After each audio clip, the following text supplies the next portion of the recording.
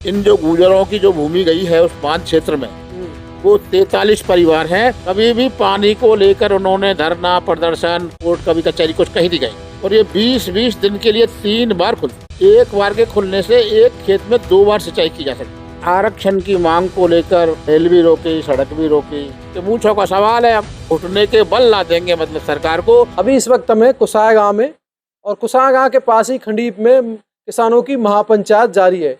करीब 16 दिन हो गए हैं पांचना बांध से नहरों में पानी खोलने के लिए, माननीय हाई कोर्ट के आदेशों की पालना करवाने के लिए, लेकिन अभी तक है कमांड क्षेत्र में पानी नहीं खोला गया है। वहीं दूसरी तरफ जो अनकमांड क्षेत्र के किसान हैं वो भी पानी की मांग कर रहे हैं। दोनों तरफ से पानी की मांग की जा रही है। जो बांध करीब 1977-80 के लगभग बना था भारत और अमेरिका के सहयोग से, आज उस पानी पर किसान आमने सामने है। क्यों ये मुद्दा बना, क्या कारण रहे ऐसे जिसकी वजह से ये मुद्दा आज पूर्वी राजस्थान में बड़ी हलचल बनी हुई है। इस मुद्दे की वजह से आज हमारे साथ वही लोग हैं जिन्होंने इस मुद्दे की शुरुआत की थी। उस संघर्ष समिति के लोग, पांचना बांध संघर्ष समिति के लोग, कमांड क्षेत्र के। आरक्षण की मांग को लेकर गुर्जर समुदाय ने रेल भी रोकी, सड़क भी रोकी, उसी समय ये नहर भी रोकी थी। उस टाइम कोई भी डिमांड नहीं थी, न पानी की न नहर की, कुछ की। एक ही मात्र था कि हमको आरक्षण दिया जाए। आरक्षण मिलने के बाद उनके हौसले बढ़े। फिर उन्होंने क्या, नहर को खोलने नहीं दिया। कुछ दिनों तो सूखा पड़ा था, उसमें पानी भी नहीं आया था, तो किसानों ने कुछ जोर भी नहीं लगाया। 2-3 वर्ष की बात है वो।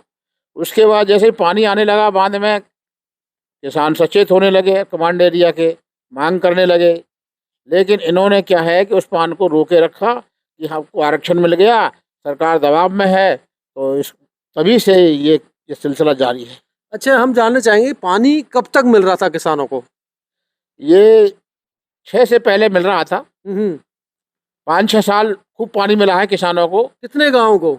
ये पूरे 47 गांव हैं लाभार्थी, और 37 गांव वैसे जो कमांड क्षेत्र के हैं नाम दर्ज, सबको पानी मिलता था। और ये 20-20 दिन के लिए 3 बार खुलती थी। अच्छा, साल में? हाँ, सीजन में 3 बार 20-20 दिन के लिए खुलती थी। यानी कि एक बार के खुलने से एक खेत में 2 बार सिंचाई की जा सकती थी।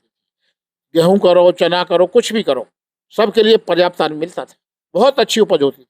लोग वाग यहाँ गेहूं खरीदने, चारा खरीदने बहुत आते थे। तो उस समय से ये लगातार राजनीति का शिकार हो गया। उसके बाद में पहले तो इन्होंने 12 गांव की मांग की कि हमारे 12 गांव बैसला है, हमको लिफ्ट बना दी जाए। तो रामकेश जी मीणा साहब MLA थे उस समय, तो उन्होंने मंजूर करवा दिया और वो लिफ्ट परियोजना भी बना दी। अब उनके बाद फिर कहने लगे कि हम तो साहब 39 गांव हैं, हमको 39 गांवों को बनाई जाए। अच्छा। और फिर ये क्या है, बहाना बनाने लगे कि सड़क, ये नाली चौड़ी है या और बड़ा सड़क वो होना चाहिए। अरे जितना एक पंप की कैपेसिटी होती है उस हिसाब से तो नहर की चौड़ाई वगैरह होगी। लेकिन वो कोई ऑब्जेक्शन नहीं। कभी भी पानी को लेकर उन्होंने धरना प्रदर्शन, कोर्ट कभी कचहरी कुछ कहीं नहीं गए। ये कमांड एरिया के किसान पहले तो संवाद के द्वारा समझाने की काफ़ी कोशिश की, लेकिन जब संवाद सफल नहीं हुआ तो अंत में कोर्ट चले गए। कोर्ट का फैसला आने पर भी इन्होंने कोर्ट को भी, कानून को, सरकार को, सबको दत्ता बताने लगे, तो गुंडागर्दी ज़्यादा होने लगी। अब कमांड एरिया के पास में क्या है कि हाई कोर्ट के आदेश का एक आया कॉपी आ गई। अब उसको लेकर के इनमें बल आ गया कि भाई हाई कोर्ट के आदेश का पालन सरकार को करना ही पड़ेगा। अच्छा, जो हाई कोर्ट का आदेश आया है उसमें क्या लिखा है, क्या आदेश है वो? देखो जी, उसमें क्लियर आदेश है, कमांड एरिया को पानी छोड़ा जाए, और यदि आपने नहीं छोड़ा तो संबंधित अधिकारियों के विरुद्ध कानूनी कार्रवाई की जाएगी, यहाँ तक लिखा हुआ है। लेकिन जिस तरह हमने देखा कि सिंचित क्षेत्र को पानी सौंपा जाए तो उसमें कमांड क्षेत्र भी आता है, अनकमांड क्षेत्र भी आता है। सबके लिए हाई कोर्ट ने बोला कि सबको पानी दिया जाए। ये कहने का मतलब, जब इनका बल कम होने लगा तो इन्होंने पहले तो 12 से 39 गांव किए। अब 39 गांवों की शक्ति भी जब कम होने लगी तो नंदी की ढाई 360 कर दिए, जबकि इनके पास नाम भी नहीं है कौन कौन से गांव हैं। और जिस दिन जो भूमि का जो रिकॉर्ड है कि किन लोगों की भूमि गई, तो इन जो गुजरों की जो भूमि गई है उस बांध क्षेत्र में, वो 43 परिवार हैं और रिकॉर्ड है RTI के तहत। वो पूरा डाटा लोगों के पास में है। ये झूठ बोलते हैं कि हमारी जमीनें गई है, फलाना गया, ठिकाना गया। तो 300 गांव 60 गांव और उनकी जो बात की जाती है 360 गांव तो इसलिए कर रहे हैं ना कि मूंछों का सवाल है। अब अगर 12 ही रहेंगे तो हम हार जाएंगे, 12 को भगा देंगे। इसलिए आरक्षण के जैसे इकट्ठा हुआ ना, ये भी भय दिखाते हैं अगर हमारी ये तोहिन हो गई तो हमारा आरक्षण भी जा सकता है। इसलिए आप सब पूरा गुर्जर समाज इकट्ठा हो जाओ और इस पास पूरी ताकत लगाओ। आगे क्या रणनीति है आपकी फिर? देखो रणनीति साफ है। कमांड एरिया का 28 तारीख तक लोग बाग इंतजार कर रहे हैं सरकार का।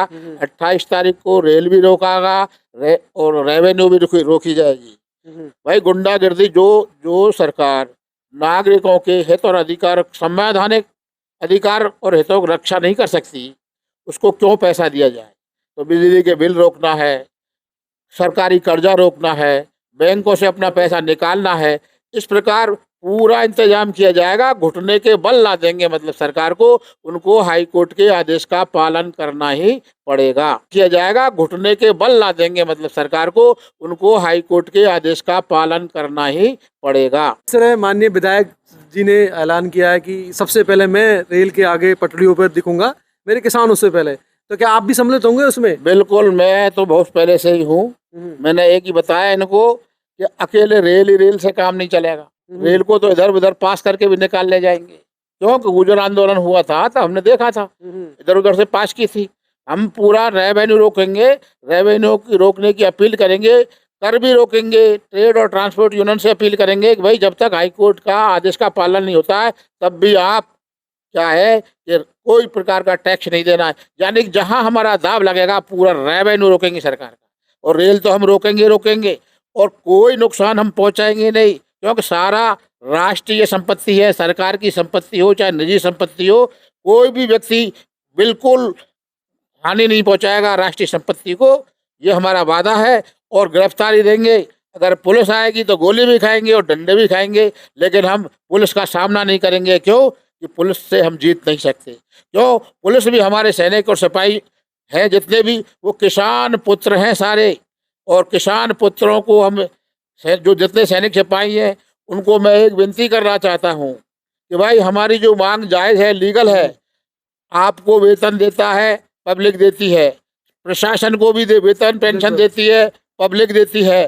तो आप संविधान के दायरे में ही आप कृतज्ञता है, सरकार के प्रति कृतज्ञ नहीं। बिल्कुल। आप तो पब्लिक के लिए कृतज्ञ आप हैं। आर पार के मूड में हो? हाँ, आर पार के मूड में है।